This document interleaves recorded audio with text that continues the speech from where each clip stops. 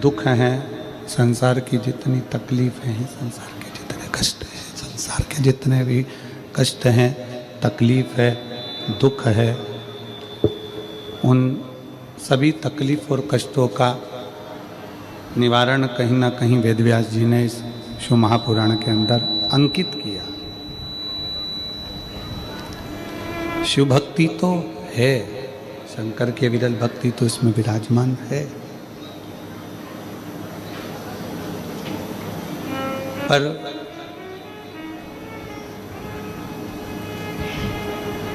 शिव भक्ति के साथ में सबसे मूल है हमारा शंकर की शरणागति।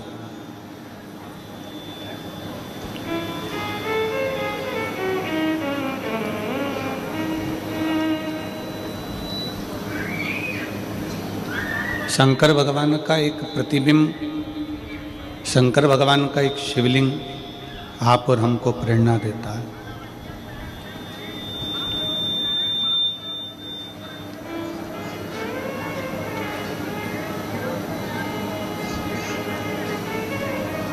शिव जी का एक शिवलिंग आप और हमको प्रेरणा प्रदान करता है।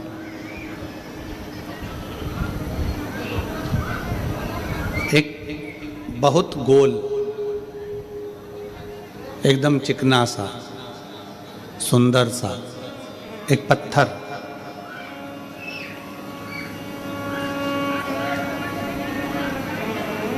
एक सुंदर सा चिकना सा गोर पत्थर बहुत सारे पत्थरों के बीच में जाकर गिर गए। खूब सारे पत्थर है वहां पर, और वहां वो एक गोल चिकना पत्थर वहां पड़ा है।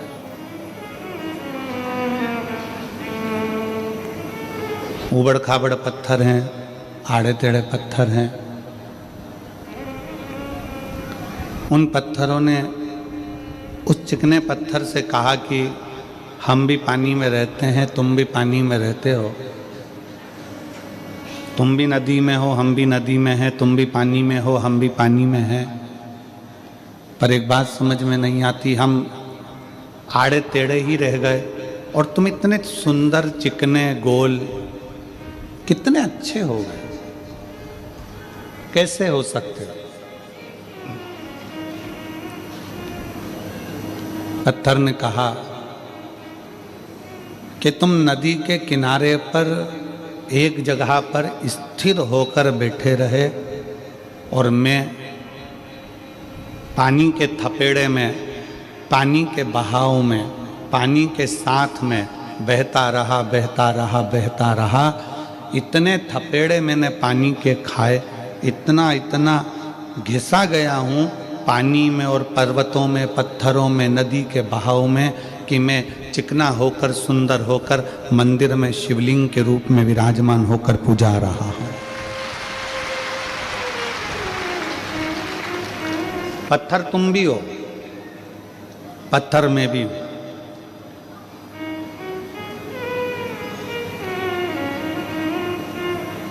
तुम नदी के किनारे पर एक स्थिर हो गए,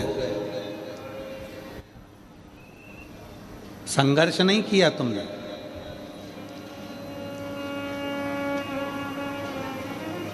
जो संघर्ष से डरता है, जो ये सोचता है कि नहीं मेरे बस का नहीं है, मैं आगे नहीं बढ़ सकता, मैं ये काम नहीं कर सकता, फिर वो आगे बढ़ता भी नहीं है। जिसने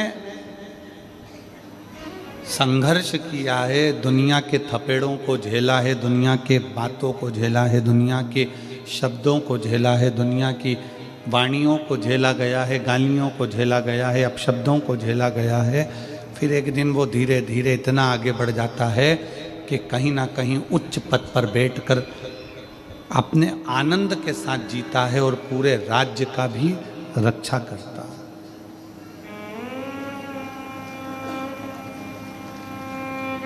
कितने अपशब्द कहते हैं, कितने कितने ताने दिए जाते हैं, कितनी कितनी गाली दी जाती है, तब जाकर व्यक्ति ऊपर पहुंच पाता है।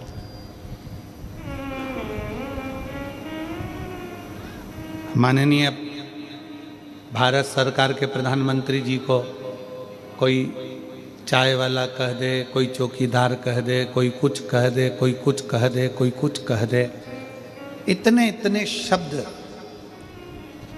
ये वही है शिव महापुराण की कथा की जिसने संसार के थपेड़ों को, संसार के शब्दों को, संसार की वाणी को, संसार की गालियों को जिसने सह लिया, वही मंदिर में जाकर पूजा गया और वही उच्च पद पर बैठ गया।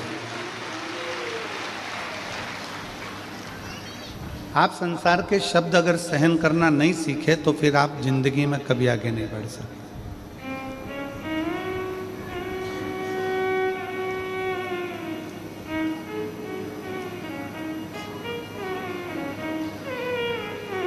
कितना ही आप प्रयास कर लो।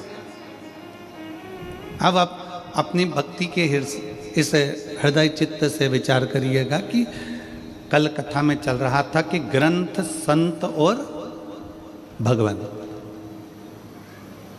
ग्रंथ को पकड़ो, संत को पकड़ो और भगवंत को पकड़ो। शिव महापुराण की कथा कहती है, मान लो आप ग्रंथ को भी नहीं पकड़ पाए, हो सकता है कि अपन पढ़े लिखे ना हो सकता है हमने पढ़ाई ना करी हो, हम शिक्षित ना हो। पर शिव महापुराण की एक बात बड़ी सुंदर कहती है, आप भले शिक्षित ना हो पर शिव तत्व कहता है कि अपनी आने वाली पीढ़ी को, अपने बेटों को, अपनी बेटियों को, भले आप शिक्षित नहीं हो पर आने वाली पीढ़ी में अपने बेटों को, अपनी बेटियों को, अपने पोते को, अपनी पोती को शिक्षा जरूर दिलाओ और उच्च शिक्षा दिलाओ, जिससे ये बच्चे आने वाले समय में कुछ अच्छा कर सकें।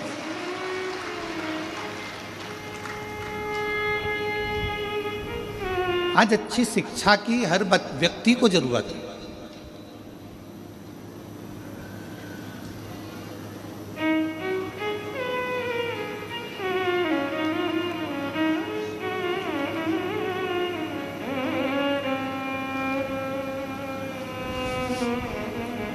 एक दो बार रायपुर की कथा में जब हम पहले आए थे, देवांगन परिवार कथा कराया था, तब उस समय पर एक पत्रकार ने प्रश्न किया था कि गुरुजी,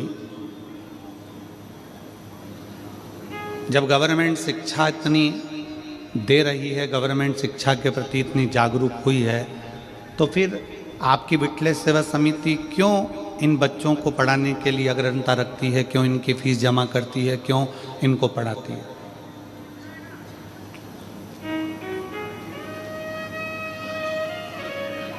हमने उस समय पर भी उन पत्रकार बंधुओं को कहा था कि ये शिक्षा, ये पढ़ाई उस बच्चे को अपने लिए भी है कि अगर वो बच्चा पढ़ना चाहता है, एजुकेशन करना चाहता है और आगे बढ़ना चाहता है, जब बहुत ऊंचे पद पर वो बच्चा बैठ जाएगा, वो बेटा बेटी बैठ जाएंगे, तो एक बार कुबेरेश्वर धाम को याद करेंगे कि हमारी शिक्षा का किसी ने उद्देश्य रखा था और हमको आगे बढ़ाया। और आज विठले सेवा समिति अगर उसकी शिक्षा का थोड़ा सा खर्चा उठा लेती है, तो हमें उम्मीद है जब वो किसी अच्छे पद पर बैठेगा तो वो भी किसी दूसरे के शिक्षा का खर्चा अवश्य उठाएगा और किसी बच्चे को मंजिल तक जरूर पहुंचाएगा। शिक्षा और चिकित्सा, ये तो बहुत जरूरी है।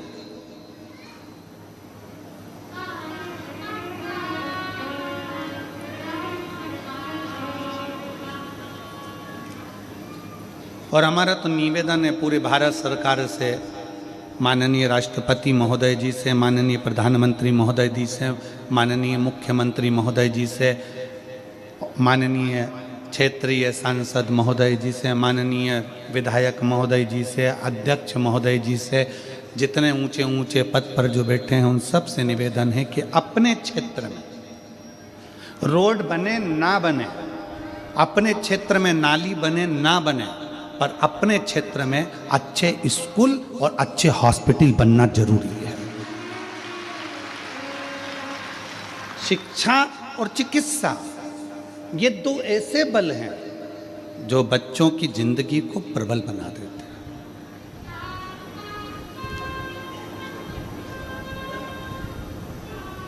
मेरी जीजियों, आप भले छोटे से गांव हाले कोसा में रहते हो, छुरिया में रहते हो, या और छोटे से छोटे गांव में रहते हो, आप भले पढ़े ना हो, आपके माता पिता ने भले आपको पढ़ाया लिखाया नहीं हो, भले आप कुछ भी नहीं जानते हो, पर इस व्यासपीठ के सामने से संकल्प लेकर जाना कि मैं अपने बेटा बेटी को खूब पढ़ाऊंगा और खूब पढ़ाऊंगी, जिससे वो अपना नाम रोशन करे।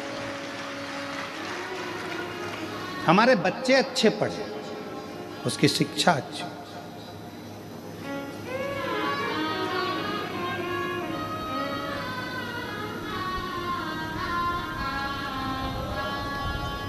और बड़ी खुशी होती है छत्तीसगढ़ को देखकर।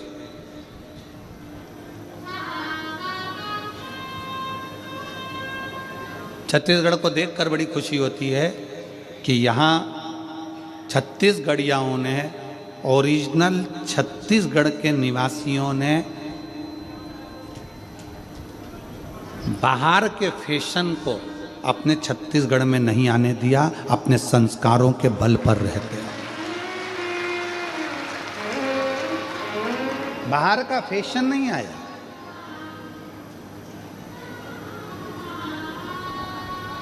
बाहर का भोजन और बाहर का फैशन ये व्यक्ति के क्षेत्र को बर्बाद कर देता है, प्रदेश को, देश को बर्बाद कर देता है। फैशन भी बर्बाद करता है और बाहर का भोजन भी बर्बाद करता है। आज क्यों इतनी बीमारियां फैल रही है? लीवर खराब हो गया, किडनी खराब हो गई, थायराइड हो गया, शुगर हो गई, कहीं बीपी हो गया, कहीं आँखों से दिखना कम हो गया, कहीं कानों से सुनना कम हो गया, कहीं ब्रेन हेमरेज हो रहा है, कहीं ब्रेन ट्यूमर हो रहा है, कहीं गांठें हो रही हैं। उसका कारण क्या है? हमारा खान पीन शुद्ध नहीं हो पा रहा। क्यों? ना जाने कौन कौन सा भोजन बाहर का आ गया। ऐसा ऐसा भोजन, कहीं मैदे का, कहीं काहे का, ऐसा ऐसा भोजन आ गया कि लोग उसे, वो फिर वही बात आ गई, दबा दबा कर खाओगे तो दवा खाने जाओगे। इतना दबा कर खा लिया कि आखिरी में दवा खाना चलेगा। गलत भोजन का त्याग हो।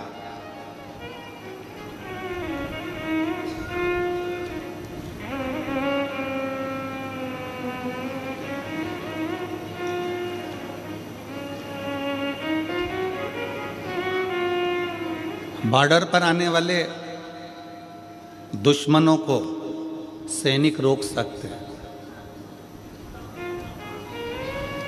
बॉर्डर पर आने वाले दुश्मनों को सैनिक रोक सकते हैं। हमारे घर में आने वाले फैशन को और भोजन को हम अपने संस्कारों के माध्यम से रोक सकते हैं। आप कोई सैनिक जैसा काम नहीं कर सकते। आप बॉर्डर पर जाकर युद्ध नहीं कर सकते, आप बॉर्डर पर जाकर नहीं लड़ सकते। तो अपने घर में बॉर्डर जैसे सैनिक जैसा काम करो कि गलत फैशन हमारे घर में ना आए, गलत भोजन हमारे घर में ना आए। हम इस फैशन को भी दूर भगाएं जो गलत है, और गलत भोजन को भी दूर भगाएं, जिससे हमारे घर में संस्कारों के माध्यम से हमारे परिवार की रक्षा हो सके।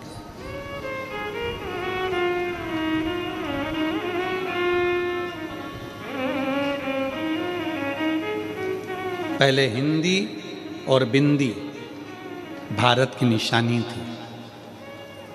हिंदी और बिंदी भारत की निशानी थी। आज भारत में रहने वाले भी जब अंग्रेजी में बात करते हैं तो लोगों को ये दिखाना चाहते हैं कि हम हिंदी नहीं बोलते, हम अंग्रेजी बोलते हैं, हम ज़्यादा अप टू डेट हैं। और शिव पुराण कहती है कि माथे की बिंदी और मुख की हिंदी ये दिखा देती है कि आपके घर के संस्कार कितने हैं, आपके घर के संस्कार कितने।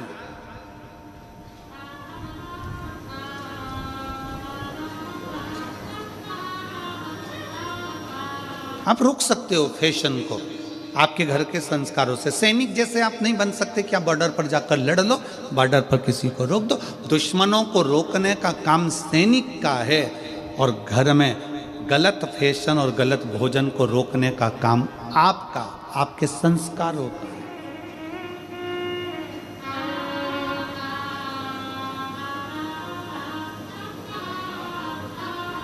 कैसे वस्त्र घर के बेटा बेटी पहन रहे हैं, कैसे वस्त्र घर के लोग धारण कर रहे हैं, उनको समझा सकते हो। बच्चों को आप कह सकते हो, आप उनको कह सकते हो, समझा सकते हो। शिव महापुराण की कथा कल से वर्णन कर रही है कि ग्रंथ, संत और भगवान, आप ग्रंथ को नहीं पकड़ सकते, आपके पास इतना समय नहीं है कि आप पोथी पुराण पढ़ो, कि घर का पालन करो, घर की व्यवस्था करो, घर में भोजन की व्यवस्था करो, उनको रहने की व्यवस्था करो, नहीं पकड़ सकते ग्रंथ को, कोई बात नहीं। आप संत के पास भी नहीं जा सकते, कोई संत है उसके पास जाकर नहीं बैठ सकते, ज़्यादा आपके पास समय नहीं है, मत बैठो। पर तीसरे नंबर का है भगवंत। भगवंत कौन? भगवंत को ढूंढने के लिए दूसरी जगह नहीं जाना है, हमारे प्रत्येक व्यक्ति के घर में मेरा भोले बाबा एक व्यक्ति ऐसा देता है जो पूरे घर को तार देता है। प्रत्येक घर के अंदर एक व्यक्ति ऐसा देता है।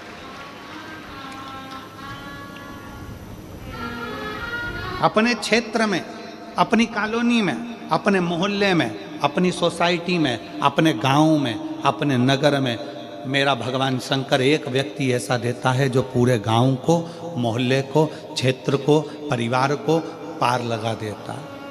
हम दिनेश जी साहू जी आपको इसके लिए धन्यवाद देंगे कि वास्तवता है इतने छोटे से गांव को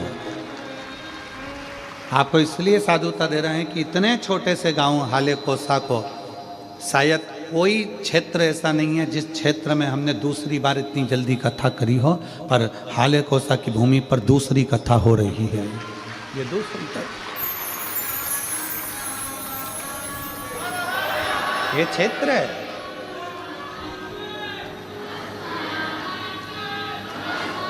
प्रत्येक घर के अंदर भगवान एक व्यक्ति ऐसा देता है। जैसे हिरण्यकशिपु के घर में एक प्रहलाद दिया है,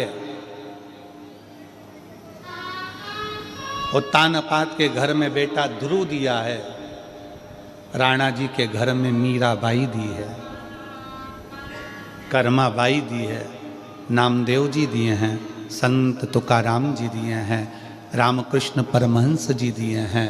उसी तरह भारत के भूमि पर जितने घर हैं, प्रत्येक घर के अंदर एक कोई बच्चा, बेटा, बहू, माँ, काका, काकी, फूफा, मामा, नाना, कोई भी एक व्यक्ति भगवान ऐसा देता है जिसके अंदर भगवान की भक्ति देता है, और वो सबसे कहता है भगवान का भजन करो, एक लोटा जल चढ़ाओ, शिव की उपासना करो। उसके पास बैठोगे तो वो भगवान की ही बात करेगा,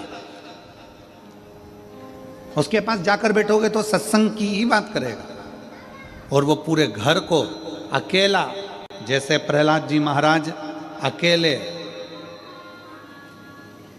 प्रहलाद जी महाराज को भगवान नारायण ने वचन दिया था कि तेरी पीढ़ी दर पीढ़ी में रक्षा करूंगा।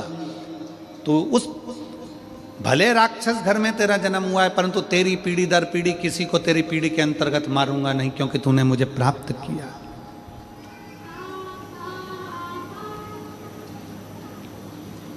कोई एक हमारे घर के अंदर, हमारे परिवार में कोई एक जन्म ले लेता है, वो पूरे घर को तार देता है, पूरे घर।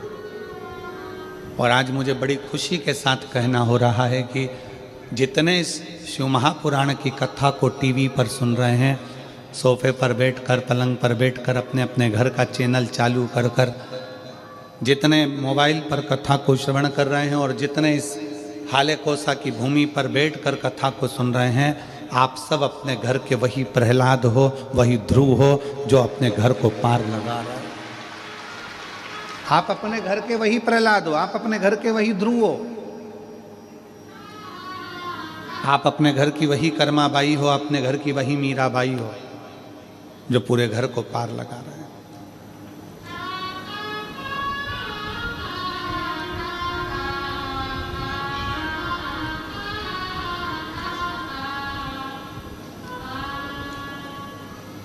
हर पल, हर घड़ी, हर क्षण आप किसी ग्रंथ को भी पूरा नहीं पकड़ सकते, संत के पास जाकर नहीं बैठ सकते, तो भगवंत को ढूंढो। भगवंत कहीं ढूंढने के लिए जाने की जरूरत नहीं है। भगवंत तुम्हारे घर के पास में होगा, तुम्हारे घर में होगा, तुम्हारे मोहल्ले में होगा, तुम्हारे क्षेत्र में होगा, तुम्हारी कॉलोनी में होगा, तुम्हारी सोसाइटी में होगा। कोई एक महिला, पुरुष, बेटा, बेटी, बच्चा, बच्ची, कोई एक ऐसा होगा जो भगवान की भक्ति में डूब रहा होगा और आपको भी कहेगा कि क्यों दुखी हो, एक लोटा जल चढ़ाया करो। क्यों तकलीफ भोग रहे हो, भगवान शंकर की शरणागति में जाया।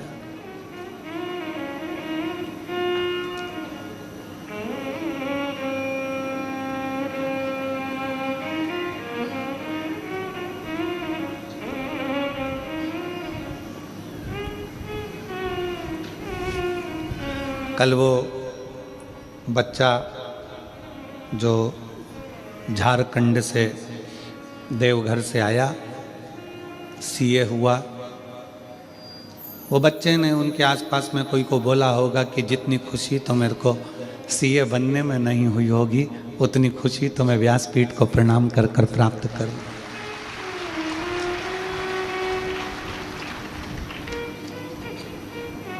एक विश्वास आपके भीतर है ना,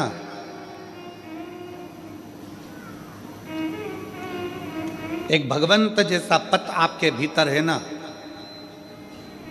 यहाँ पर जितनी बुजुर्ग मेरी माँ बैठी हैं ना, जितनी मेरी जीजियाँ बैठी हैं, जितनी मेरी नवयुवान बेटियाँ, बहुएं, बुजुर्ग माता हैं, जितने मेरे भाई, जितने मेरे बेटा, जितने यहाँ पर बैठे हुए हैं, वो अपने घर में एक बल देते हैं, एक ऊर्जा देते हैं।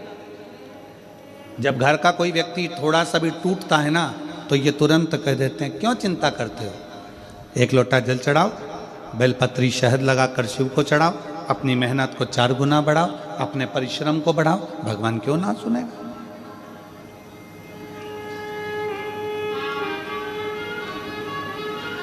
आप किसी को बल दे रहे हो ना, जो दुनिया का सबसे बड़ा दान है, विश्वास दे देना।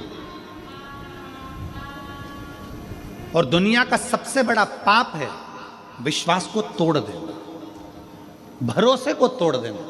यह दुनिया का सबसे बड़ा पाप है। और दुनिया का सबसे बड़ा पुण्य है किसी को विश्वास दे देना, किसी को भरोसा दे देना। बड़ी बीमारी हो गई, लीवर किडनी बेकार हो गया, कैंसर जैसा रोग हो गया, शरीर में गठान हो गई, तो भी आप खुश होकर उससे कह रहे हो काय की चिंता करना। वो सीवर वाला महाराज कहता तो है, सारी समस्या का हल एक लोटा जल। क्यों रो रही हो, क्यों दुखी हो? अरे लीवर खराब हो गया, किडनी खराब हो गई, थायराइड हो गया, ब्रेन में ऐसा हो गया, ब्रेन हेमरेज हो गया, ट्यूमर हो गया, ये हो गया, वो हो गया, कैंसर हो गया। मत रो।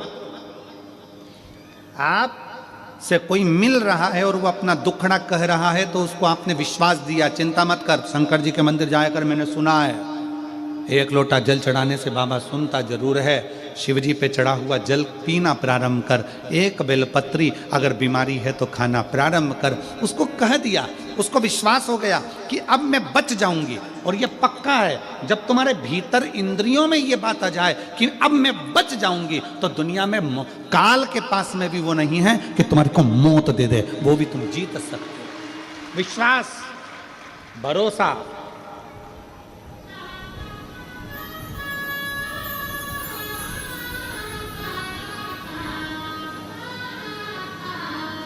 हमारे पिताजी स्वर्गीय पूज्य श्री रामेश्वर जी मिश्रा जी, हमारे पिता, हमको एक किस्सा सुनाते थे।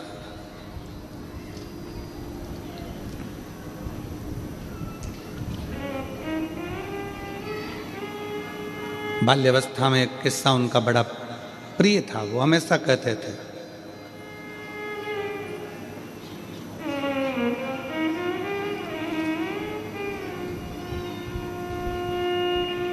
खेत में एक व्यक्ति सो रहा था, उसको सांप ने डस लिया, उसको सांप ने डस लिया।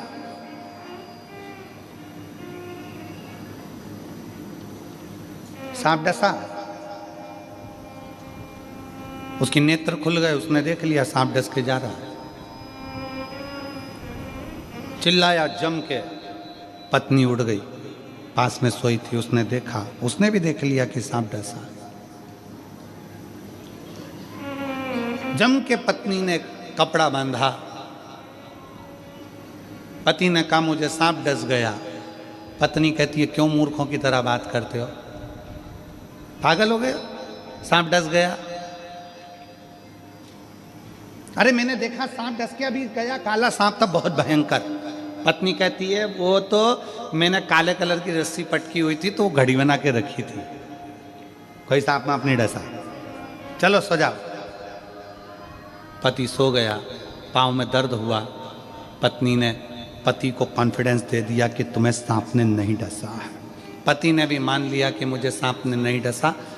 पत्नी ने नीम का काढ़ा बनाए, पति को पिलाकर सवेरे पति काम पर लग गया, अपने कार्य में लग गया। 2 महीने हो गए, 2 महीने पति काम पर लगा रहा। 2 महीने बाद पत्नी ने ये बात अपने घर के लोगों को बता दी और घर के छोटे भाई ने अपने भाई को कह दिया भैया भाभी ने तुमसे झूठ कहा था, पर सही बताए ना 2 महीने पहले तुमको सांप ही काटा था, इतना तो सुना था। और पति मर गया, पति मर गया। क्यों? जब बड़ी बीमारी आती है, रोग आता है, तकलीफ आती है, कष्ट आता है, दुख आता है, कर्जा बढ़ जाता है, बहुत टेंशन में जमीन जायदाद सब चली जाती है, तब व्यक्ति सोचता है कि मरना ही साधन है।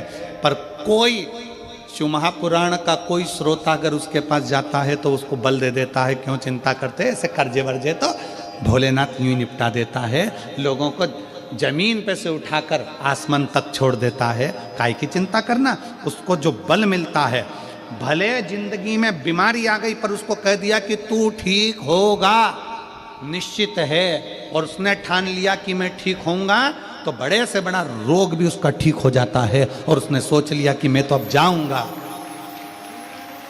उसने ये विचार कर लिया कि अब तो मुझे जाना है, उसने ये विचार कर लिया कि अब तो मुझे मरना है, उसने ये विचार कर लिया कि अब मुझे तो ये सा हो गया, ये उसने मन से सोच लिया, मन से। घुटने में जितना दर्द नहीं होता उतना तुम मन का दर्द बना ले, तो बहुत तकलीफ है महाराज घुटना में, बहुत।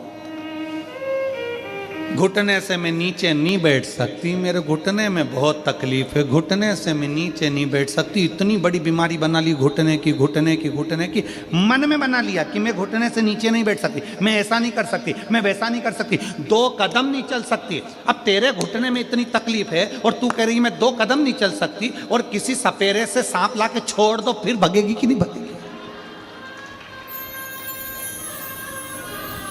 जम के तो बोलो रही जीजियो, भगेगी कि नहीं भगेगी? सामने सांप खड़ा है, सामने मौत खड़ी है, भागना पड़ेगा, फिर घुटने का दर्द कहां गया? अर्थात हमने अपने अंदर ये बना लिया कि मेरा घुटना खराब हो गया, मेरा घुटना खराब हो गया। अरे चकाचक गाय का घी लो, असली घी, खूब जोरदार रोटी में लगाओ, चकाचक खाओ, घुटने का ग्रीस बढ़ना प्रारंभ हो जाएगा। गाय के घी से अच्छा अच्छा दर्द चले जाता है। हमने बनाया कि मेरे पाँव में, घुटने में दर्द है, दर्द है, दर्द है, दर्द है, तो वो दर्द मर्ज बन गया, दर्द मर्ज सब बढ़ता चले गया, बढ़ता चले गया। डॉक्टर को दिखाने गई, डॉक्टर ने कह दिया घुटना बदलना पड़ेगा। अभी भी सोच रही बहुत दर्द है। अब तू ये सोचना मेरे घुटने में कोई दर्द नहीं है, फालतू की बात। कहाँ जाना है बता, कहाँ चलना है? चल, हाले को सा चलती हूँ कथा में, 1 किलोमीटर दूर गाड़ी छोड़ूंगी, पैदल चल के चलूंगी। और दम थी, मन में प्रबलता थी, पैदल पैदल कमर झुक रही है, बूढ़ी अवस्था है, फिर भी चली आ रही है। और एक बहू छोटी सी अवस्था की, बच्चों को लेकर कितनी दूर है, चला नहीं जा रहा, और बूढ़ी माँ पैदल पैदल चली आ रही है। उसके अंदर बल है, उसने सोच लिया मेरे शरीर में कोई रोग नहीं, मेरे शरीर में कोई बीमारी नहीं, ठीक होंगी, होकर रहूंगी। आई, कथा का रस तत्व ग्रहण करा, घर गई, इतने में उसको लगा आज मैं बिल्कुल ठीक हूँ, क्योंकि उसने मन से सोच लिया कि मैं ठीक हूँ और ठीक हो जाऊंगी। हमने बनाया है।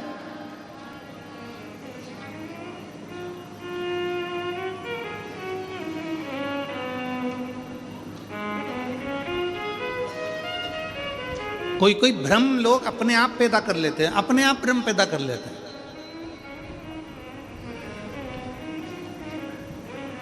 भजन होएगा, अपने आप भ्रम पैदा कर लिया।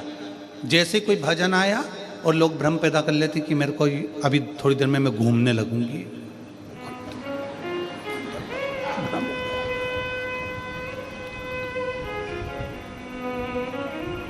वो डोंगरगढ़ वाली मैया इतनी फ्री बैठी है क्या कि तुमने एकदम घूमना चालू कर और माँ आके तुम्हारे अंदर बैठ गई? हनुमान जी इतने फ्री बैठे हैं क्या कि तुम्हारे अंदर आकर बैठ जाएंगे? देवता इतने फ्री बैठे हैं कि थोड़ी थोड़ी देर में तुम्हारे घर में तुम्हारे अंदर आकर बैठ जाएंगे? नहीं, हमने भ्रम बना लिया कि शरीर में ये लग गया, शरीर में वो लग गया, शरीर में ये लग गया, शरीर में वो लग गया। शरीर में कभी गांधी जी तो नहीं लगते, लगना चाहिए।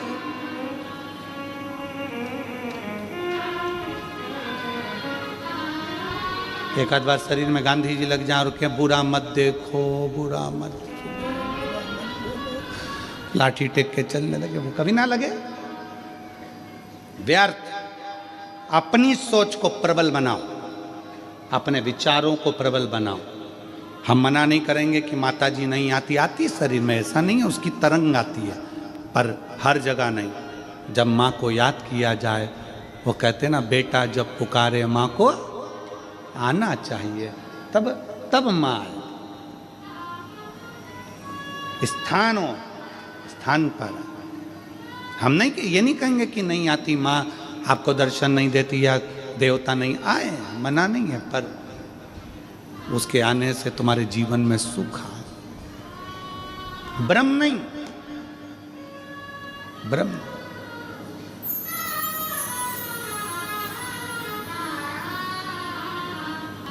भगवंत ढूंढिए, ग्रंथ नहीं लगे हाथ, संत हाथ ना लगे तो भगवंत को हाथ लगना चाहिए। भगवंत कौन है? भगवंत का लक्षण क्या है? भगवंत का सबसे बड़ा लक्षण है ना काहू से दोस्ती, ना काहू से बैर। भगवंत का सबसे बड़ा लक्षण है वो ज़्यादा किसी से दोस्ती भी नहीं, ज़्यादा किसी से बैर भी नहीं, किसी से उसकी दुश्मनी नहीं है और किसी से उसकी दोस्ती नहीं। जो मिला उसको गले लगा लिया। वो एक हमारे सनातन धर्म में एक बहुत सुंदर सी लाइन गुनगुनाते हो ना, ज्योत से ज्योत जगाते चलो और प्रेम की गंगा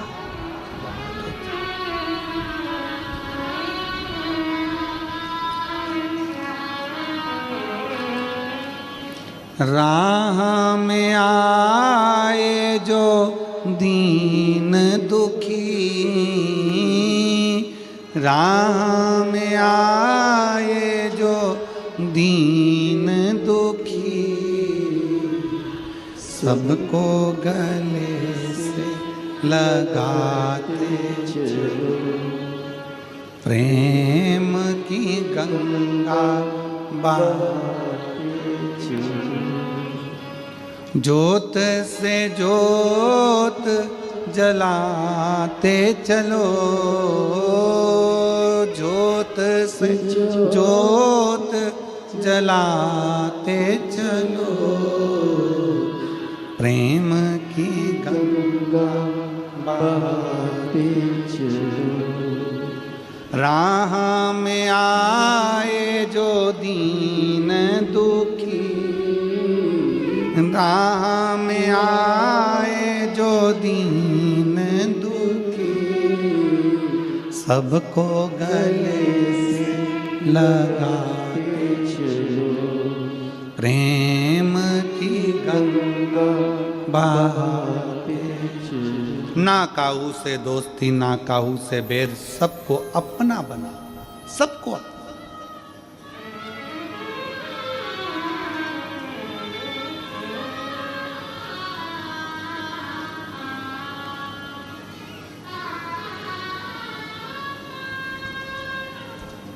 सास कहती है बहू बुरी है तो लाई काहे को? बहू कहती है सास बुरी है तो आई काहे को? क्यों आई?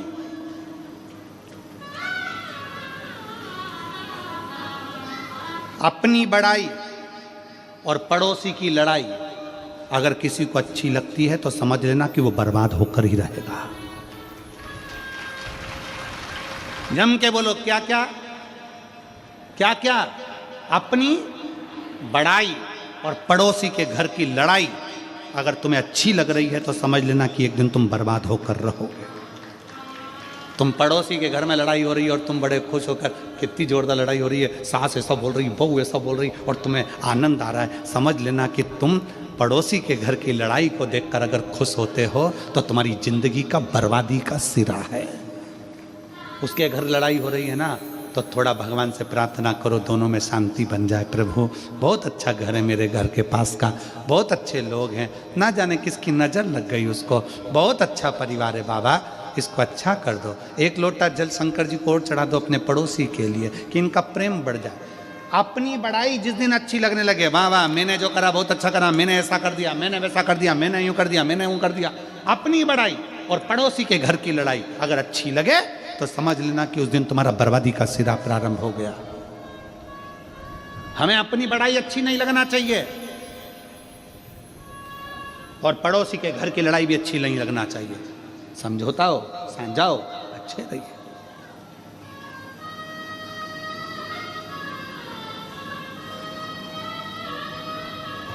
सास कह दे मेरी बहू बुरी है तो हम कहते हैं लाई काहे को, और कोई कह दे कि मेरी सास बुरी है तो तू आई काहे को। ना सास बुरी है ना बहू बुरी है, दोनों बुरी नहीं है। सास अगर बहू बुरी होती तो सास 25-50 हजार रुपये, 1-2 लाख रुपए खर्च करके 5-7 लाख रुपए खर्च कर शादी नहीं करती, अपने सोने के जेवर बहू को नहीं दे देती। और बहू अगर बुरी होती, सास अगर बुरी होती तो बहू अपने माँ बाप को छोड़कर पराए घर में नहीं आ जाती। दोनों बुरे नहीं, दोनों बुरे नहीं है, ना सास बुरी है ना बहू बुरी है। तो बुरा क्या है? सियोर वाला महाराज, बुरा है क्या?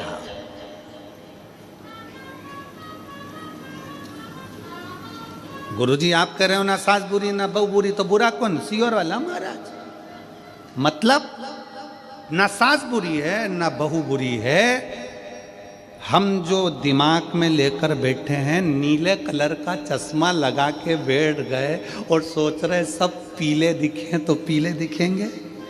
बोलो तो जम के नहीं, कौन से कलर के दिखेंगे? नीले। लाल कलर का चश्मा लगाया तो सब जम के बोलो जरा लाल दिखेंगे, काला लगाया तो काला दिखेंगे। सास ने जो चश्मा अपनी आंखों में चढ़ा लिया बहू के प्रति कि मेरी बहू ऐसी है, और चश्मा चढ़ गया उसके आंखों पर, उसके परिवार वालों ने चढ़ा दिया तुम्हारी बहू ऐसी, तुम्हारी बहू ऐसी, वो बहू ऐसी, वो बहू ऐसी, उसने चश्मा लगा लिया अपनी आंखों में, लेंस ऐसा लगा लिया कि वो बहू बुरी दिखने लगी, जो अच्छी दिखती थी वो बेकार दिखने लगी। बहू ने चश्मा चढ़ा लिया अपनी आंखों पर कि सास बुरी, तो वो बुरी दिखने लगी। अपने चश्मे को चेंज करिए, अपने चश्मे को बदलो।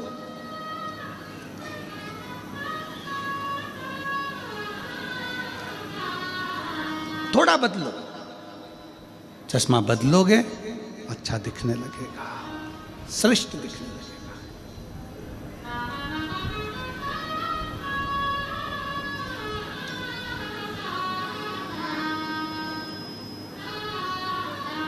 सास और बहू में एक बड़ा अंतर है। सास मां नेत्र है, बहू चश्मा है।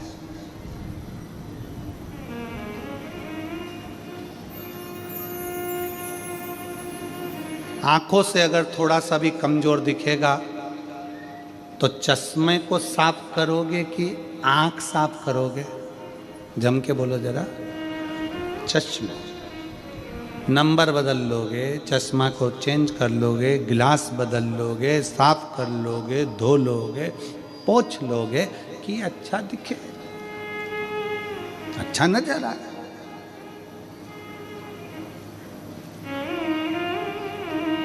नेत्र तो नहीं बदल सकते बार बार, बोलो जम के बोलो। चश्मा बार बार बदला जा सकता है पर नेत्र नहीं बदले जा सकते। चश्मे को पोंछा जा सकता है पर नेत्र को पोंछा नहीं जा सकता। चश्मे को निकाल कर साफ कर सकते हो पर नेत्र को निकाल कर साफ नहीं कर सकते।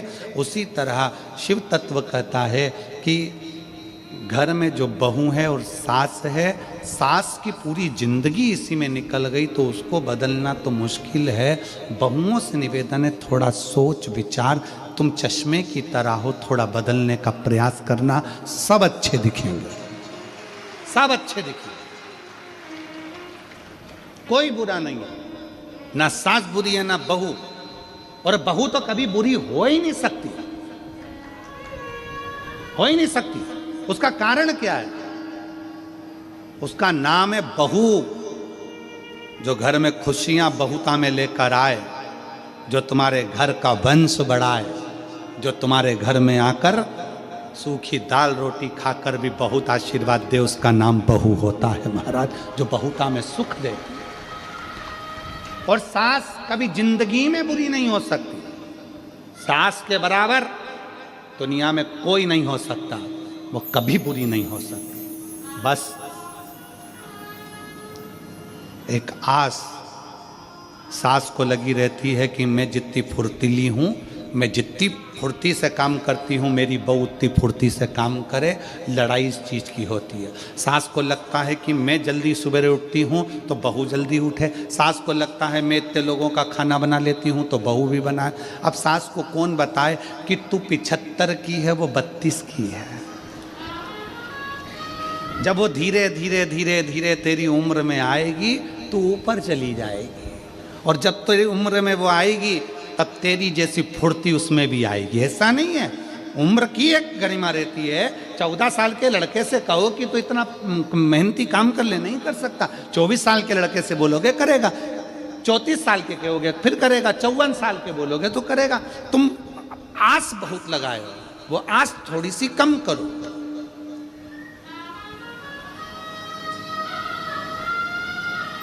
किसी को भरोसा दीजिए, विश्वास दीजिए, पर भरोसा तोड़िए नहीं। दुनिया में सबसे बड़ा दान है, अभी कथा में कहा था, तो वो विश्वास का दान है, भरोसे का दान है। चिंता मत करना, बाबा बैठा है। यीशु महापुराण की कथा करती क्या है? आप लोगों को भरोसा पैदा करती है आपके दिल में, सारी समस्या का हल श्री शिवाय नमस्तुभ्यम बोल बम का नारा है। थोड़ी मेहनत हाथ की, बाकी कृपा भोले नाथ की। कोई लेट बनता है, कोई जल्दी बनता है, शिव को जल चढ़ाने वाला एक दिन सेठ जरूर बनता। ये विश्वास तुम्हारे अंदर जागृत हो गया, भरोसा तुम्हारे भीतर जागृत हो गया, ये मेरा बुरा नहीं हो सकता। मैंने शंकर की कथा सुनी है, मैंने शिव महापुराण की कथा पंडाल में बैठकर सुनी है। मेरा बाबा मेरे घर में संतान देगा, सुख देगा, वैभव देगा, मेरा भरोसा। एक पत्र है,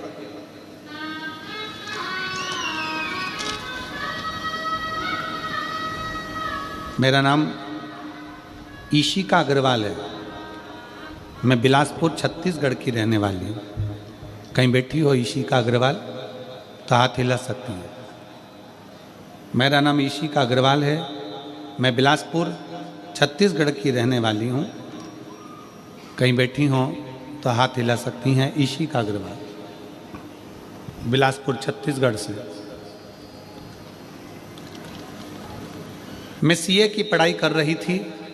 मैंने 2 बार सीए फाइनल का एग्ज़ाम दिया, पर उसमें मेरा रिजल्ट अच्छा नहीं रहा और मैं फेल हो गई।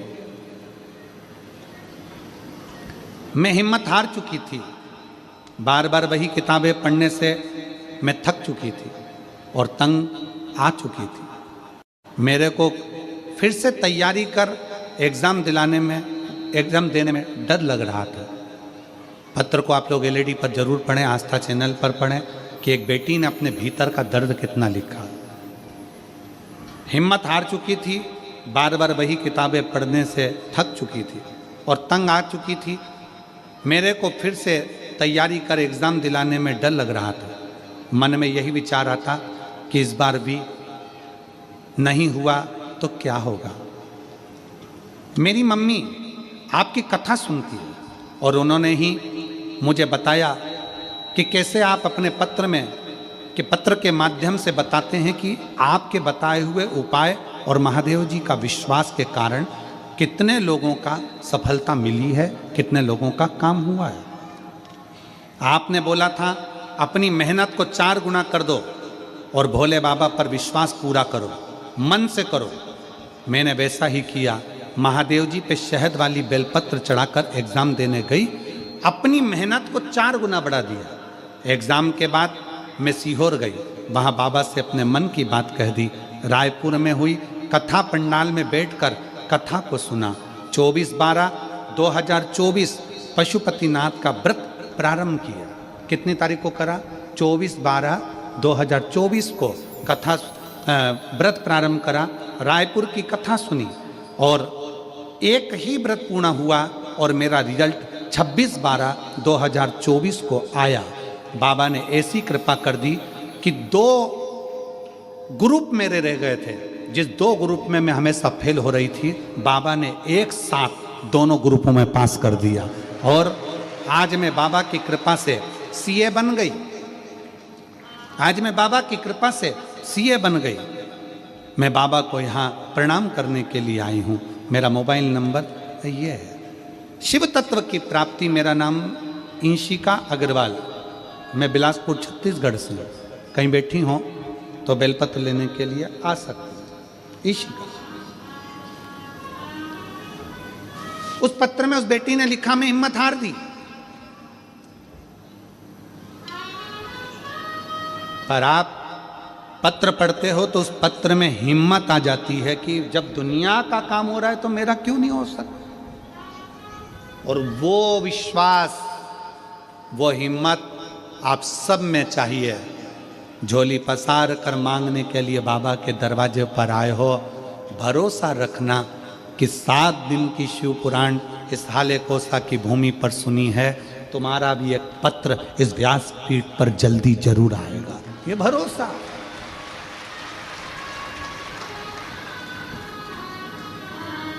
हम अपने विश्वास को ना तोड़ें।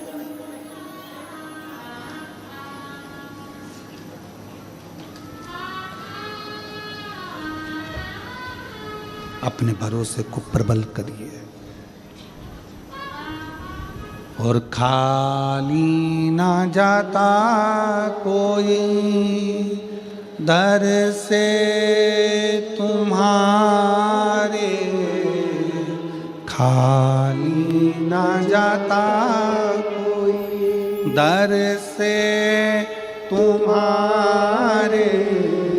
मैं भी खड़ी हूँ नन्ही बाहें पसारे, अपने हृदय से लगा लो, गिरा जा रहा हूँ, उठा भोले अपने दर से अब तो ना टालो, गिरी जा रही हूँ, उठा लो। एक विश्वास अपने भीतर उत्पन्न करिए, भरोसा। 2 असुर हुए, एक का नाम था विदल, दूसरे का नाम था उत्पल।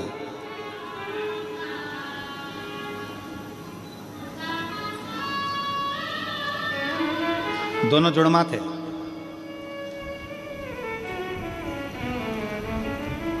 बाल्यावस्था थी। पूत के पांव पालने में नजर आने लगते हैं। व्यक्ति कैसा होगा ये उसको नजर आने लगता है।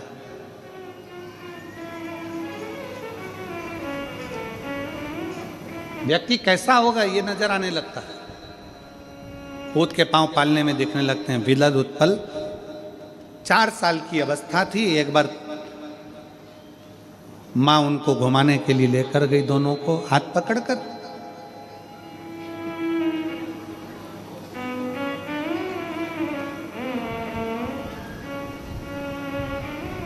छोटी सी अवस्था। एक सरोवर में पास में बच्चे खेल रहे थे। शिव महापुराण की रुद्र संहिता का ये बहुत सुंदर संवाद है। शिव महापुराण की रुद्र संहिता का ये सबसे सुंदर चरित्र है विदल और उत्पल की कथा, क्योंकि इसमें मेरे भगवान शंकर का एक अवतार हुआ है जिसको कुंदकेश्वर महादेव कहते हैं। कौन सा महादेव? जम के बोलो जरा, कुंदकेश्वर महादेव। रुद्र संहिता शिव महापुराण का ये चरित्र कहता है विदल उत्पल 4 वर्ष की अवस्था के थे, छोटे थे।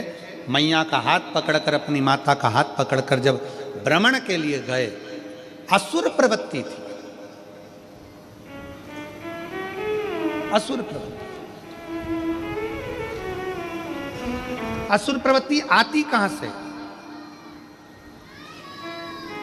तुम्हारे घर में जन्म लेने वाला बच्चा धर्मात्मा होगा, पुण्यात्मा होगा, महात्मा होगा, संत होगा, साधु होगा, गुरु होगा, तपस्वी होगा, साधक होगा, उपासक होगा, क्या बनेगा ये आपके ऊपर निर्भर करता है। गर्भ में जब बच्चा रहे, आज के जमाने में डॉक्टर कह देते हैं बेड रेस्ट। क्या बोलते हैं? जम के बोलो जरा, बेड रेस्ट। बेड रेस्ट मतलब पलंग पर पड़े रहो, आराम करते रहो। अब डॉक्टर ने कह दिया कि गर्भवती हो गई, बेड रेस्ट करो, आराम करो, तो वो पलंग पर पड़े पड़े करेगा क्या? टीवी चालू, टीवी चालू। अब दिन भर जितने भी सीरियल आते हैं, नाटक आते हैं, उसमें कहीं की ना कहीं की 24 घंटे रोती मिले, रोती। तो जो औलाद पैदा हुई वो भी रोतली हुई, वो भी रोतली। उसको जितनी देर गोद में रखो चुप, नीचे सुला और पे पे करना चालू।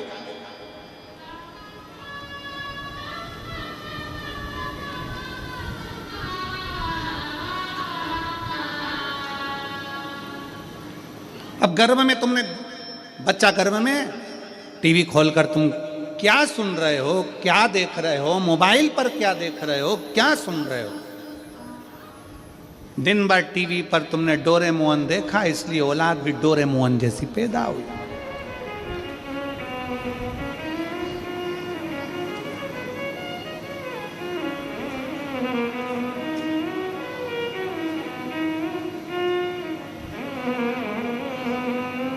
अब गर्भ में बच्चे को तुमने दिन भर टीवी के सामने केवल वो हाथी देखा, इसलिए औलाद को भी वो एक जोड़ा हाथी औलाद।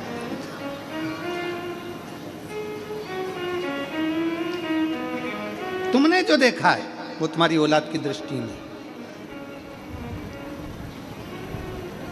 तुम क्या देख रहे हो, क्या कर रहे हो, तुम्हारे ऊपर निर्भर करता है। तुम्हारा बेटा कैसा बनेगा। विदल उत्पल की मां जब बच्चा गर्भ में था, विदल उत्पल की माता के गर्भ में जब बच्चा था, उस गर्भवत बच्चे जब गर्भ में थे, विदल उत्पल की माता के गर्भ में जब बच्चे थे, तो विदल उत्पल की मां अपने पति के साथ मृगा करने के लिए, शिकार करने के लिए जाती थी।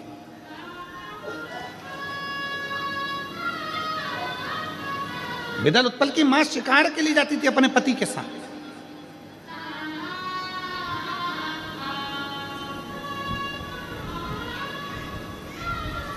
पति बाण छोड़ता, जीव को मारता। और ये बिदल उत्पल की मां क्या करती, जो मरा हुआ जीव पड़ा रहता था उसको भी बाण से 25 बाण मारकर छेदित कर दी, 2500 बाण मारकर छेदित कर दी।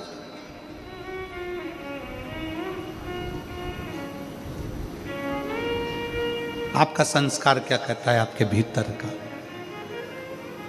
इसलिए शिव महापुराण की कथा कहती है जब बच्चा गर्भ में रहे, कई कई माताएं कह देती हैं गुरुजी हमने सुना है कि जब बच्चा गर्भ में रहे तो शंकर जी को एक लोटा जल नहीं चढ़ाना चाहिए, जब बच्चा गर्भ में रहे तो शंकर जी की पूजन नहीं करना चाहिए, हमने सुना है कि शंकर जी का पाठ नहीं करना चाहिए, शंकर जी की पूजन नहीं करना चाहिए, शंकर जी पे चढ़ा जल नहीं पीना चाहिए, शंकर जी की पूजन नहीं करना चाहिए। हम तो ये पूछना चाहते हैं वो महाराज को पकड़ के लिया जिसने बताया कि गर्भ में जब बच्चा रहे तो शंकर की पूजन नहीं करना चाहिए। कौन से पुराण में लिखा, कौन से शास्त्र में लिखा, कौन से वेद में लिखा। शिव महापुराण की कथा कहती है जब बच्चा गर्भ में रहे तो रामायण की चौपाइयां पढ़ी है, जब बच्चा गर्भ में रहे तो श्रीमद् भागवत पढ़ी है, जब बच्चा गर्भ में रहे तो शिव पुराण पढ़ी है, जब बच्चा गर्भ में रहे राम कृष्ण शिव सबकी आराधना करिए, भगवान की भक्ति में डूबने की आराधना करिए, भगवान की भक्ति करिए। हो सकता है औलाद भी भगवान की भक्ति करती हो जन्म।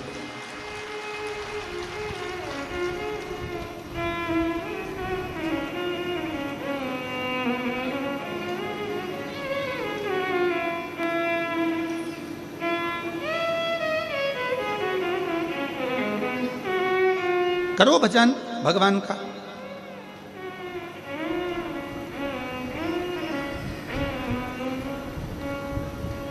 खूब भगवान का भजन करो। कोई कहते गर्भ में बच्चा है भगवान शंकर की पूजन नहीं करना चाहिए, ऐसा कहीं नहीं लिखा। जाओ शंकर के मंदिर में करो आराधना, शिव की पूजन करो, शिव की आराधना करो, शिव की भक्ति करो। सारी समस्या का हल एक लोटा जल। पत्र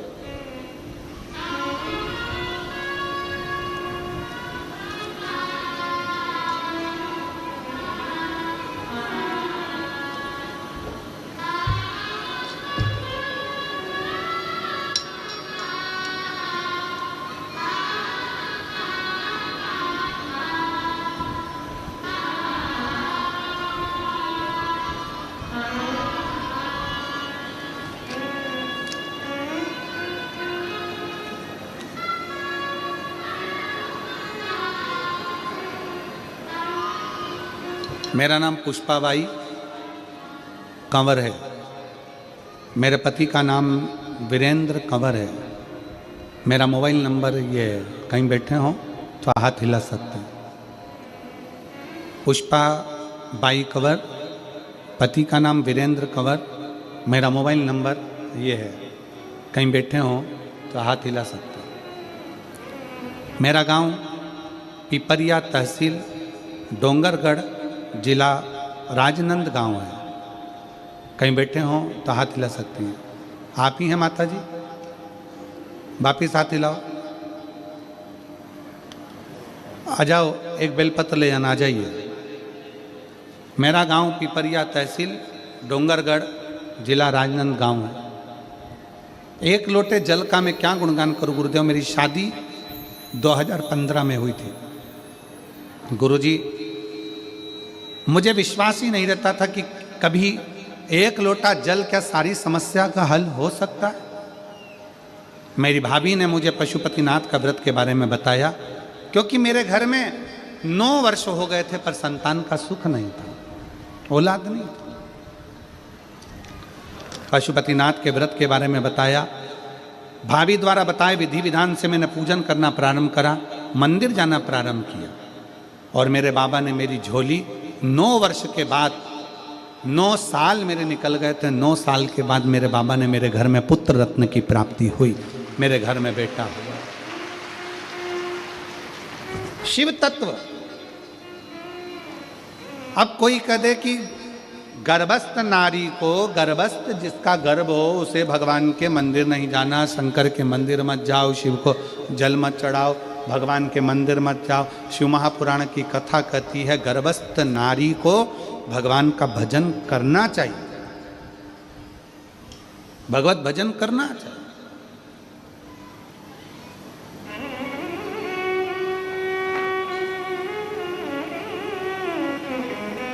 उसका फल मिलता जरूर मिलेगा। और तेरे दरबार की बाबा निराली शान देखी है, तेरे दरबार की बाबा निराली शान देखी है। तुझे देते नहीं देखा पर झोली भरी देखी है। मुख दुनिया मोड़ेगी बाबा तू मुखड़ाना मोड़ी, मुख दुनिया मोड़ेगी बाबा तू मुखड़ाना।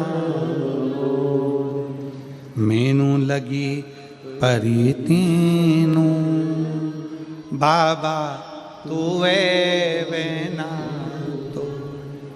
विदल उत्पल 4 वर्ष के हैं। उसका कारण मन में जो बच्चों को हम सीख दे रहे हैं, गर्भस्थ अपने बच्चों को जो हम ज्ञान दे रहे हैं, वही सामने प्रकट होगा।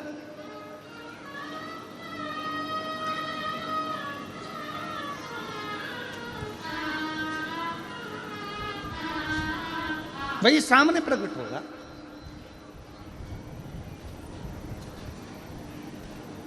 अब विदल उत्पल 4 साल के, मां का हाथ छोड़कर भागे। सरोवर के किनारे पर मां कपड़े धो रही है। उसके 2 बच्चे हैं, बैठे हैं, छोटे छोटे बच्चे, बिल्कुल छोटे, साइड में बैठे हुए थे। विदल उत्पल छुप कर गए और बच्चों को उठाकर उन्होंने पानी में डुबो दिया।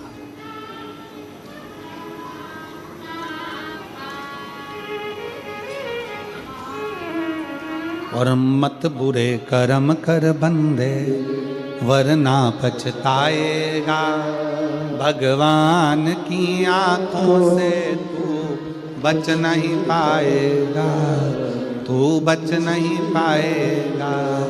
अरे ओ अज्ञानी मत करना दान, तेरे कर्म का फल भी तू ही पाएगा।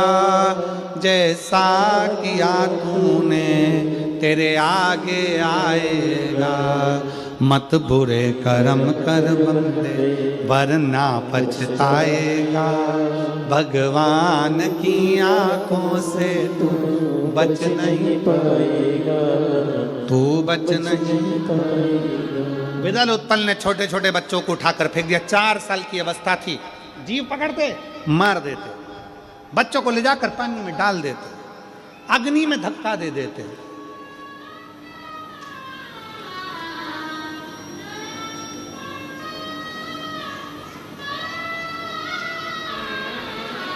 धीरे धीरे बड़े हो गए।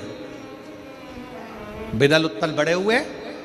उन्होंने इतना उपद्रव मचा दिया, इतना उपद्रव मचा दिया, और उपद्रव मचाते मचाते अब उनके मन में आ गया कि हमें ऐसा वर मांगना चाहिए कि जिस वर से हम अमर हो जाएं। वो वर हमको चाहिए। किसके पास जाएं? तो विदल उत्पल ने विचार करा, एक काम करते हैं, वो देवऋषि नारद सब दूर घूमता है, वो हमें बता सकता है कि सबसे बड़ा दानी, सबसे जल्दी राजी होने वाला और सबसे बड़ा दानी कौन है। नारद जी के पास चलो, वो बताएगा। नारद जी को ढूंढ रहे हैं। नारद जी को ढूंढने में लगे, ढूंढने में लगे नारद जी।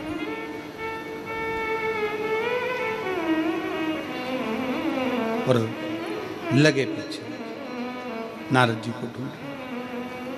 और देवा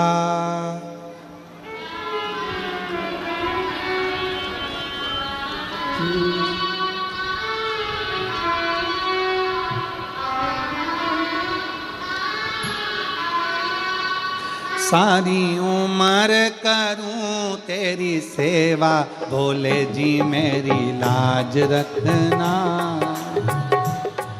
भोले जी मेरी लाज रखना, बाबा जी मेरी लाज रखना, बाबा जी मेरी लाज रखना। ओ देवा महादेवा, ओ देवा महादेवा, ओ देवा महादेवा, ओ देवा महादेवा।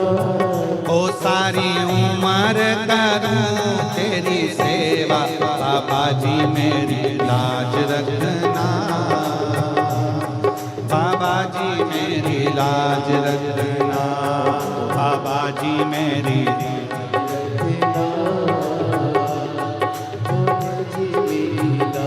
ढोलक का जो बम है वो थोड़ा ज़्यादा ज़्यादा उसको कम कर। भोले जी मेरी लाज रखना, बाबा जी मेरी लाज रखना, भोले जी मेरी लाज रखना, बाबा जी मेरी लाज रखना। बड़े भाव से दोनों हाथों से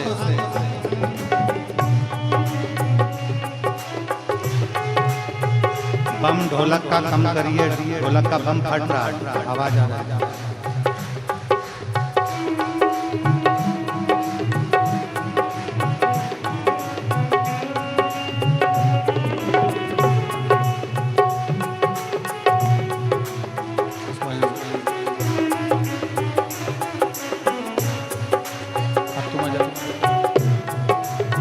तबले का बम गड़बड़ है।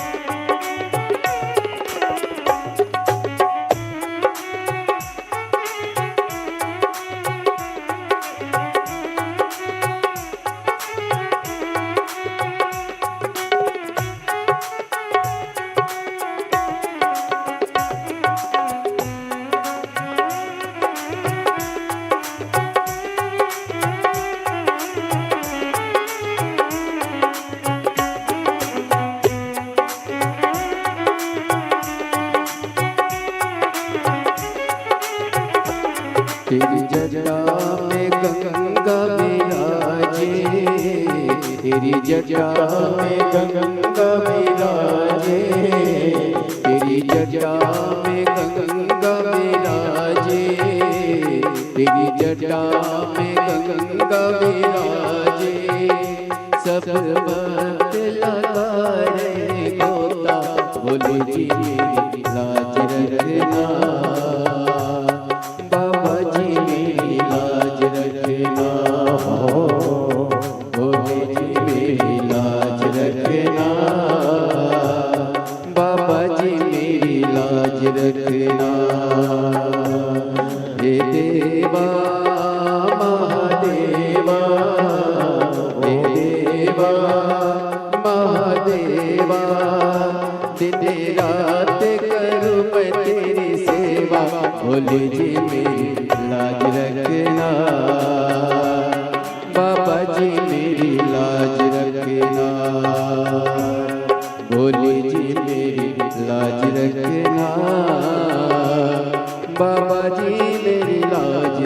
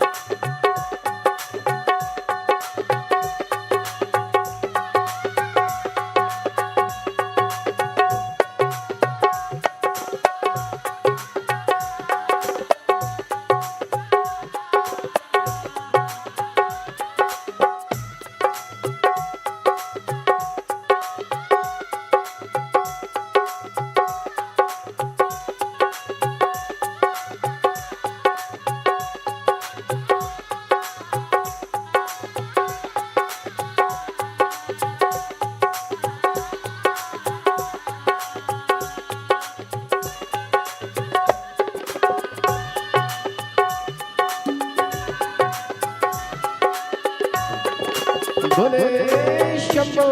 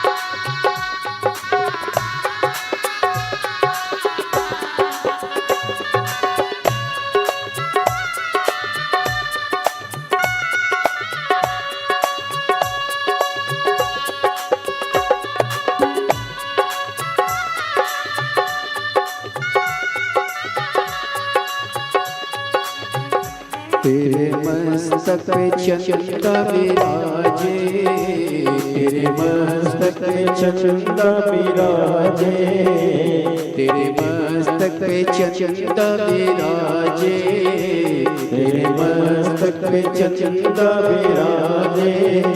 सारे जग में करे उजियाला, बोले जी मेरी लाज रखना, बाबा जी मेरी लाज रखना, बोले जी मेरी लाज रखना, बाबा जी मेरी लाज रखना।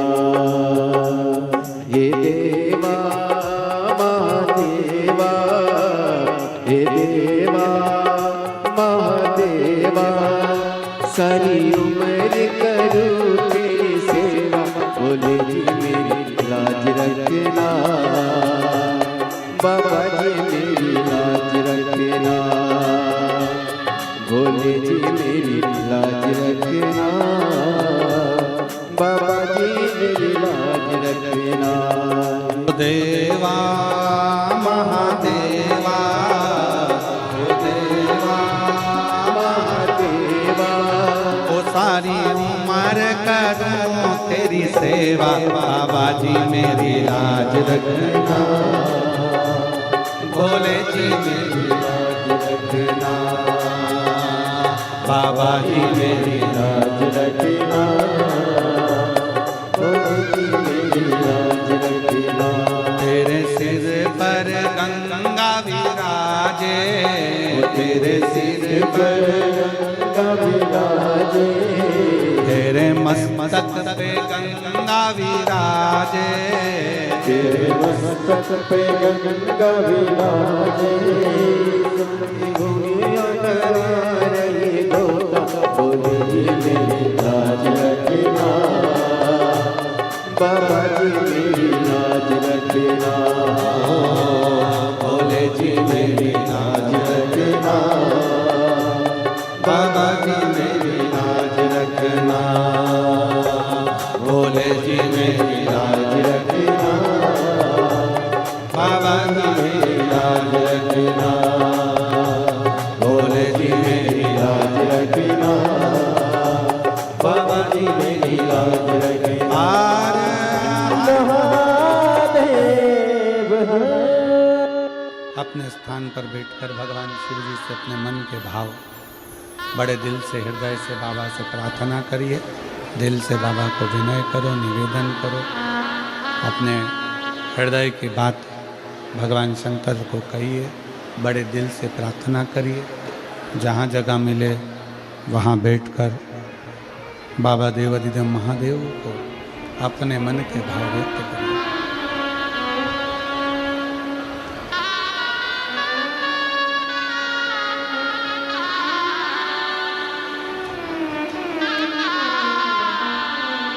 जहाँ भी जगह मिले वहाँ बैठो और दिल से बाबा को प्रार्थना करिए, निवेदन करिए, अपने हृदय की बात भगवान शिव शंकर से कहिए।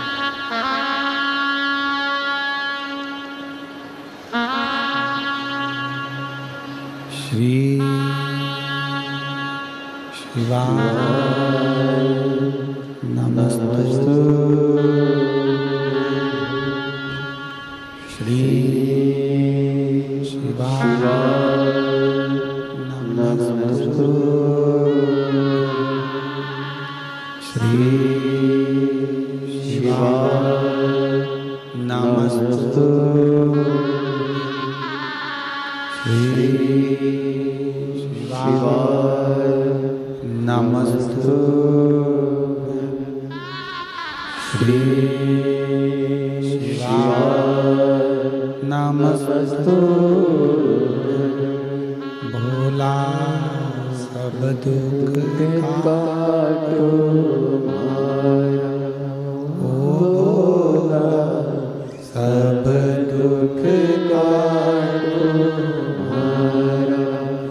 शिव शंकर जपो तेरी माला, भोले बाबा जपो तेरी माला। भोला सब दुख काटो माया, ओ भोला सब दुख काटो माया। वेश मंगलकारी, वेश मंगलकारी। शमशान वासी हमारा, शमशान वासी हमारा। ओ सब दुख काटो मारा, ओ भोला सब दुख काटो मारा।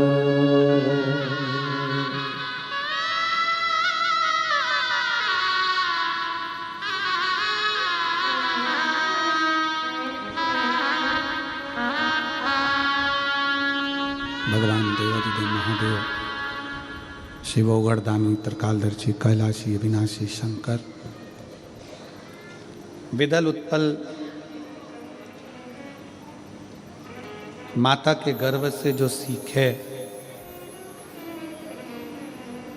एक बड़े असुर बन गए, राक्षस। एक माँ अपने बेटे को भक्त बना सकती है, अपने बेटे को संत बना सकती है, महात्मा बना सकती है, और एक माँ ही है जो अपने बेटे को असुर भी बना सकती है।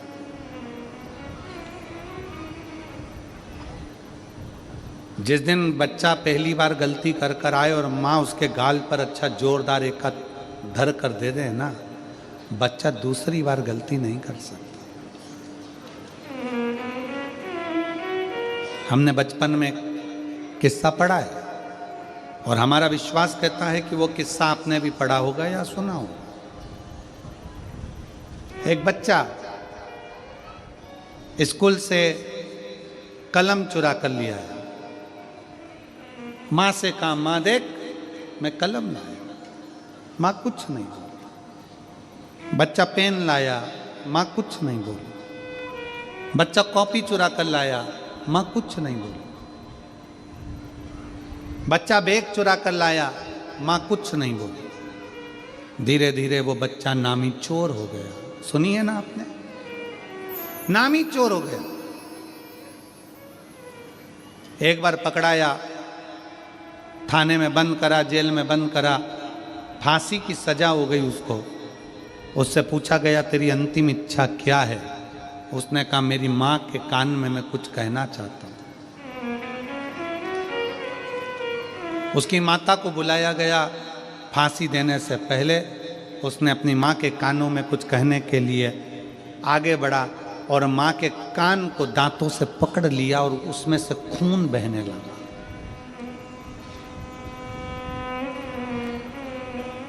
कान में से खून बह रहा है। पुलिस वालों ने छुड़ाया। पागल हो गए, तुम्हारी माँ है। वो लड़का कहता है आज मुझे फांसी पे चढ़ाने वाली भी मेरी माँ है। जिस दिन पहली बार चोरी कर कर आया था उस दिन गाल पर थप्पड़ मारती तो आज मुझे फांसी की सजा नहीं होती।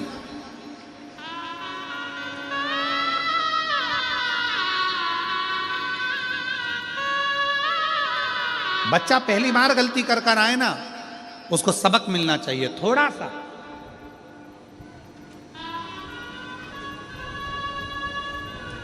पर नहीं दे पाते। स्नेह, प्रेम,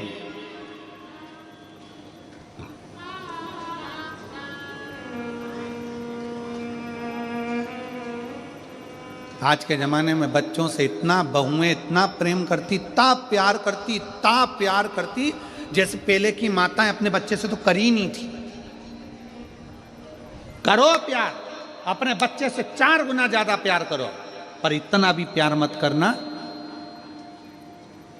इतना भी प्यार मत करना कि बच्चे तुमको बेवकूफ समझने लगे। करो प्यार, खूब करो। इतना भी प्यार मत करना कि बच्चे की जिंदगी नरक हो जाए, बच्चे का जीवन नष्ट हो जाए।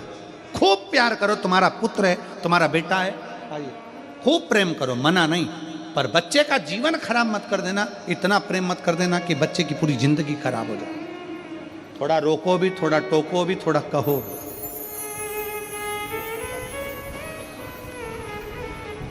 9 वर्ष के बाद बाबू हुआ। एक बार जोरदार ताली बजाओ। शंभो शंभो।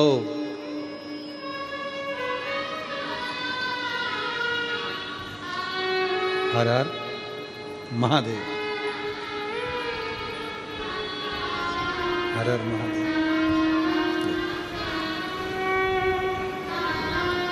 ले बेटा, बधाई हो।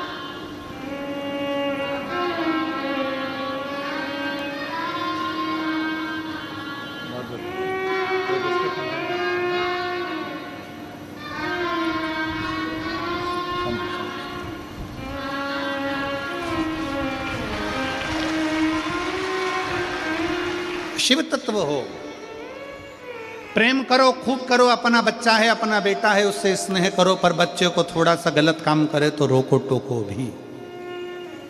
दादी से अपशब्द बोल रहा है, रोक दो बेटा।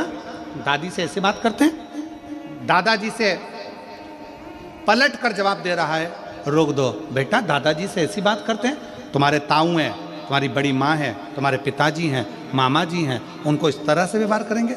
आज अगर बच्चों को दादी को अपशब्द बोलना सिखा रहे हो तो एक दिन वही औलाद तुम्हारे को भी अपशब्द कहना चालू कर देगी, निश्चितता है।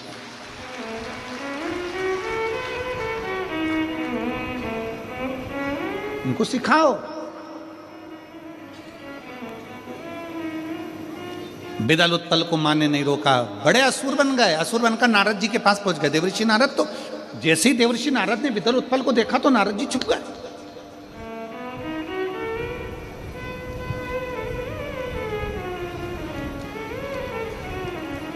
जैसे ही बिदल उत्पल को देखा नारद जी छुपे। और यही सही सीख यही कहती है, सही सीख यही कहती है। अच्छे व्यक्ति को सामने से दिख जाए कि बेवड़ा आ रहा है, कोई दारू पिया हुआ आ रहा है, या सामने से दिख जाए सांप आ रहा है, तो याद रखना समझदारी उसी में है कि वो बेवड़े को देखकर और सांप को देख के छुप जाओ। क्योंकि हमेशा नशा करने वाला व्यक्ति कभी भी नशेले व्यक्ति को गाली नहीं बकता। तुम देखना दारू की दुकान पे कितनी भीड़ लगती है, आपस में कोई झगड़ा नहीं करते। नशेला व्यक्ति हमेशा अच्छे व्यक्ति को ढूंढ कर गाली बकता है, उसकी क्वालिटी है। शिव कथा कहती है, भगवान शंकर का चरित्र कह रहा है, सामने से सांप आता दिखे, सामने से बेवड़ा आता दिखे, मदिरा का नशा कर कर कोई आ रहा है, अहंकारी व्यक्ति कोई आ रहा है, कोई लोभी व्यक्ति आ रहा है, कोई कामी व्यक्ति आ रहा है, कोई वासनावान आ रहा है, कोई झूठा व्यक्ति आ रहा है, समझदार व्यक्ति को चाहिए कि रास्ता बदल ले, चेंज करे, वहाँ थोड़ी देर रुक जाए, चुप हो जाए, वो निकल जाए, फिर अपन निकले। क्यों इनके चक्कर में पड़े?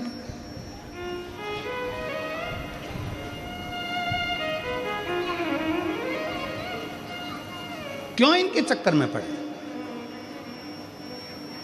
कितना समझाया जाता है, कितना कहा जाता है कि नशा छोड़ दो, नशा छोड़ दो, ये तुम्हारे घर को बर्बाद कर रहा है, नशा छोड़ दो, नशा छोड़ दो, ये तुम्हारे कुल को, तुम्हारे घर को, परिवार को बर्बाद कर रहा है, छोड़ दो।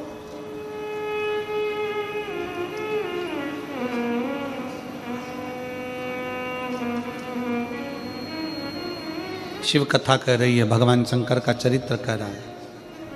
नारद जी छुप गए, पर असुर है, राक्षस हैं, नारद जी को ढूंढ ही लिया।